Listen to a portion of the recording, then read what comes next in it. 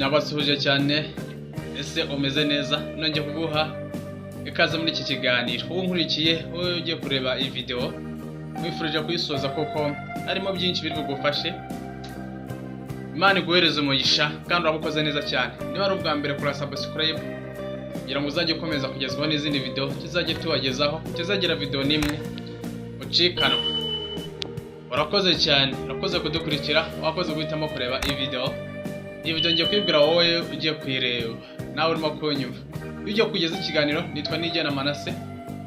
Ningiye dukomeza kubana kuri TV. Iyi ni Gospel City TV, wayi kaze muri iki kiganiro. Tugiye kuganira ku bintu bitanu by'ingenzi utagura amafaranga mwiyobokamana cyangwa se no mu bundi buzima busanzwe. Ngo hayi kaze. Ubuzima bwa muntu hari ibintu byinshi abantu bakunze kwirukankira, barwana kubibona rimwe na rimwe bakabiharanira kugeza ubwo bibavunira ubusa. Nyamara iyo urebye umurongo w'imyemerere, abayobozi n'abahanga mu iyobokamana bahuriza ku kintu kimwe. Hari ibintu by'agaciro gakomeye cyane umuntu adashobora kugura n'amafaranga ye yose ku isi. Ibyo bintu by'ingenzi bitanu nibyo bifatwa nk'umusingi w'ubuzima bw'umuntu w'ukuri. Nibyo bituma umuntu agira agaciro imbere y'Imana n'abantu. Niba wifuza kugira agaciro imbere y'Imana n'abantu, uzaharanire kugira ibintu ngiye kukubwira. Wayi ikaze muri iki kiganiro. Icya mbere, urukundo nyakuri. Urukundo nirwo rufunguzo rw'ubuzima bw'umwuka n'ubuzima bw'abafite icyizere. Abahanga mu iyobokamana bavuga ko urukundo nyakuri rudashingiye ku byo umuntu afite cyangwa atunze, ahubwo rushingiye ku mutima utagira uburyarya. Urukundo rutangwa n'umuntu ku wundi mu buryo bw'imbabazi, gufasha no kwitangira abandi. Nta muntu n'umwe ushobora kugura urukundo nyakuri n'amafaranga, kuko urukundo ni impano iva ku Mana ubwayo.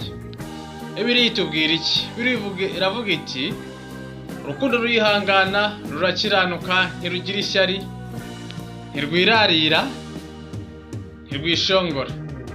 Ibi twabisanga mu Korinto wa mbere 13:4. Abahanga bavuga ko umuntu ufite urukundo afitanye isano n'Imana, kuko Imana ubwayo ari urukundo.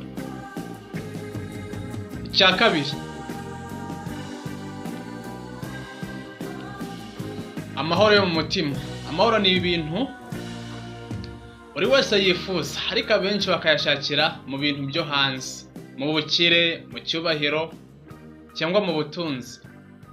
Nyamara amahoro yo mu mutima ava mu kwizera n'ubusabane n'Imana. Amahoro ni ikimenyetso cy'umutima utekanye, utangazwa n'ubwoba cyangwa irari.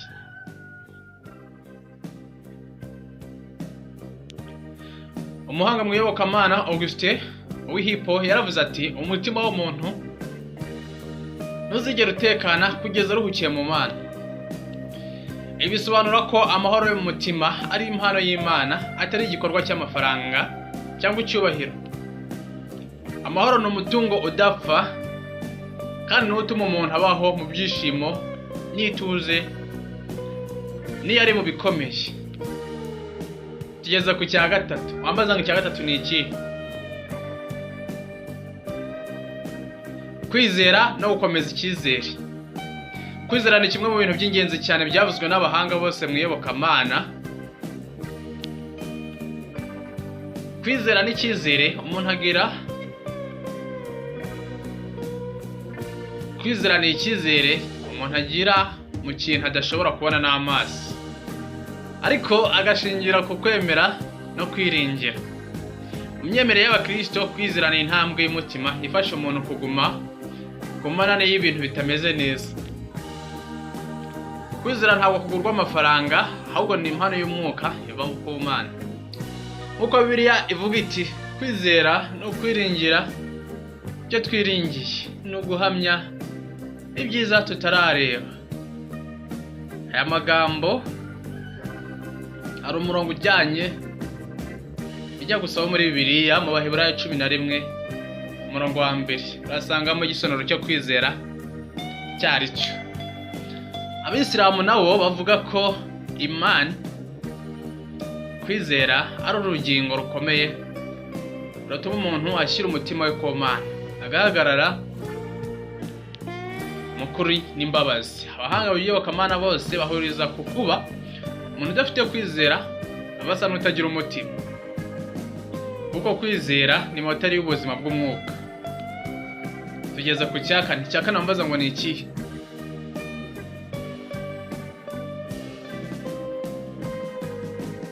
Imbabazi n'ubwiyunge nyakuri. Imbabazi ni isano yihariye ituma abantu babana mu mahoro n'ubwiyunge.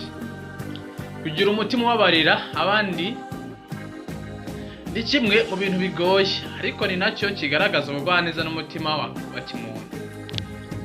Imbabazi ntizigurwa amafaranga, ahubwo ni icyemezo cy'umutima. Abahanga mu by'iyobokamana bavuga ko umuntu utabarira batazigera agira amahoro nyakuri. Mu isezerano rishya Yesu yigishije ati, nimubabarira abantu na so mu ijuru azababarira namwe.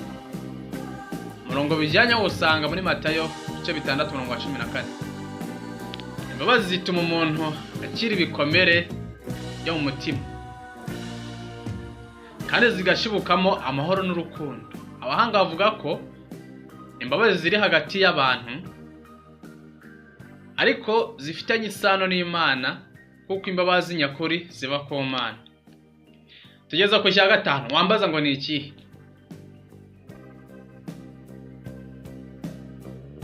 Ubuzima n'urukundo rw'umuryango. Igikomeye cyane n'ubuzima, aho dubifata nk'impano y'Imana idashobora kugurwa. Ubuzima ni ikintu gikomeye inshuti zanjye, unkurikiye, ubuzima ni ikintu gikomeye pe. Abahanga mu by'iyobokamana bavuga ko ubuzima ari urukundo Imana yerekana ku muntu. Nta mafaranga ashobora kwiyongerera umunsi umwe ku buzima bwe, kuko ubuzima si igicuruzwa. Kubaho kugira inshuti mu muryango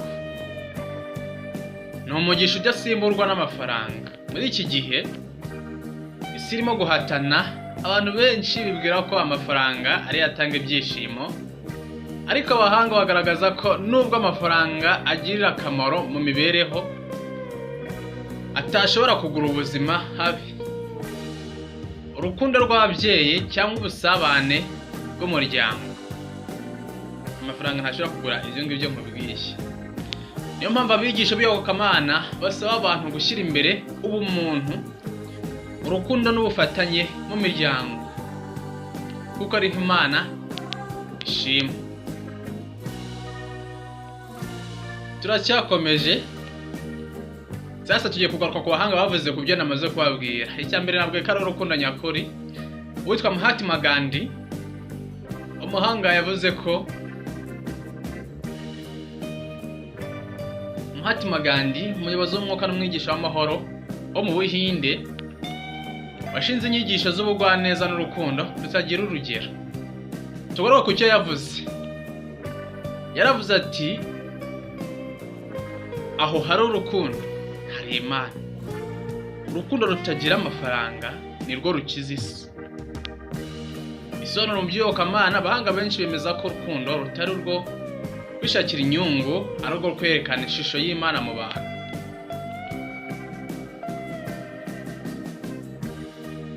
Urukundo ntirugurwa n'amafaranga, ahubwo rutangwa n'umutima wuje impuhwe. Abakristo, Abayisilamu n'Ababudisite bose bahuriza ku kuba urukundo ari isoko y'amahoro n'ubuzima bw'umwuka. Tugaruke ku cya kabiri. Navuze ko ari amahoro yo mu mutima. Saint Augustine, Mutagatifu Augustin, tugaruke ku cyo yavuzeho.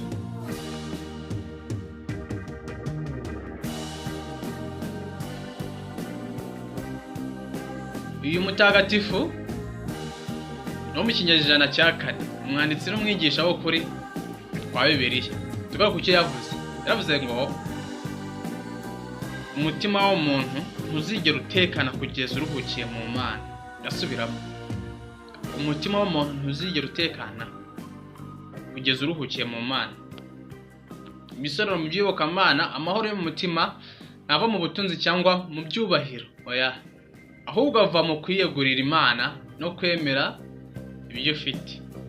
Mu idini rya Kristo, Yesu yavuze ati, amahoro mbasigiye nayo mbahaye, ntabwo ari nk'ay'isi itanga. Umurongo bijyanye awusanga muri Yohana 14:27. Bityo abahanga bavuga ko amahoro yo mu mutima ari impano iva ku Mana, kandi umuntu ntabwo ashobora kubigura n'amafaranga. Icya gatatu nabwiye ni ukwizera. Uwitwa Martin Luther King Jr., uyu muhanga yaravuze ngo, Dr. Martin Luther King Jr., umupasiteri w'umuyobozi w'impinduramatwara muri Amerika, wubakiraga inyigisho ze ku kwizera no kubaho mu kuri. Icyo yavuze ni iki ngiki: kwizera ni ugutera intambwe ya mbere niyo utabonaho inzira igana. Ndasubiramo, kwizera ni ugutera intambwe ya mbere niyo utabonaho inzira igana. Bisobanura mu by'iyobokamana, kwizera ni uguhagarara ku Mana n'ibintu bitagaragara, nubwo ibintu utabibona wizera ko bibaho, ibintu utarumva ukizera ko bizabaho. Mu myemerere y'Abakristo, kwizera ni inkingi ikomeye. Kwizera ni ukwiringira rwose, ukamenya rwose ko ibyo utarimo urabona uzabibona.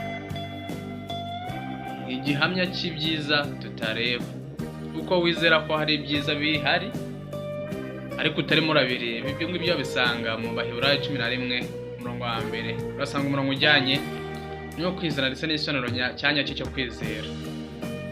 Ahanga bavuga ko amafaranga ashobora kugura ibintu ariko ntashobora kugura kwizera no gukomera ku Mana. Icya kane nabwiye ni imbabazi bijyanye n'ubwiyunge. Uwitwa Papa Francis, umuyobozi mukuru wa Kiliziya Gatolika mu mwaka wa 2013, azwiho kwigisha imbabazi, urukundo n'ubwiyoroshye. Ugaruka ku cyo yavuze, imbabazi ni urukingo rw'isi yacitsemo ibice. Umuntu ubabarira yubaka, atabarira asenya.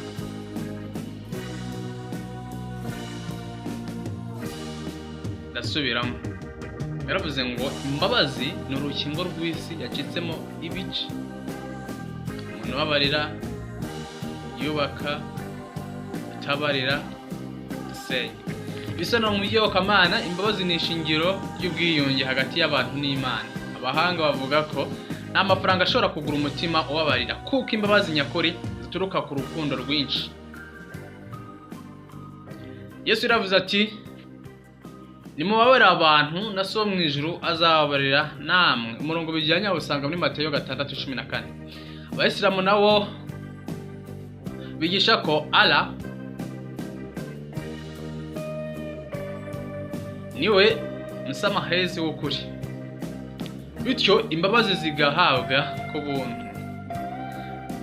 Tugera ku cya nyuma, aricyo cya gatanu, nabwiye ngo ubuzima n'urukundo rw'umuryango. Uwitwa Dalai Lama, umuhanga, wavuze ko uyu yari umuyobozi w'idini rya Buddha, umwigisha w'amahoro n'ubuntu. Tugera ku cyo yavuze, yaravuze ngo amafaranga atagura ubuzima, atagura ibyishimo, ariko urukundo rw'umuryango bitanga amahoro adashira. Ibisobanuro mu by'iyobokamana, ubuzima ni impano y'Imana, ntibugurwa n'amafaranga. Umuryango wuzuyemo urukundo n'ubwuzuzanye niwo soko y'ibyishimo by'ukuri. Abahanga mu myemerere yose bavuga ko ubuzima n'urukundo rw'abakunda hari impano zitagurwa n'amafaranga, kuko ubuzima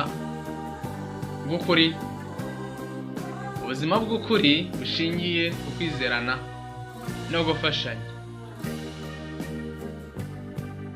Abakoze gukurikira iki kiganiro, kora subscribe kugira ngo uzajye ukomeza gukurikirana n'izindi video kandi kunzogera.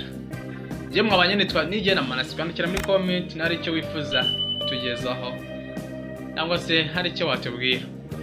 Imana ihereze umugisha kandi nizeye ko iki kiganiro kigufasha. Twandikira muri comment kumva iki kiganiro. Iyi ni Gospel City TV, turacyari kumwe. Ciao ciao, nakagaruka. Urakoze cyane, wakoze kudukurikira. Imana iguhereze umugisha. Mungu awabariki sana.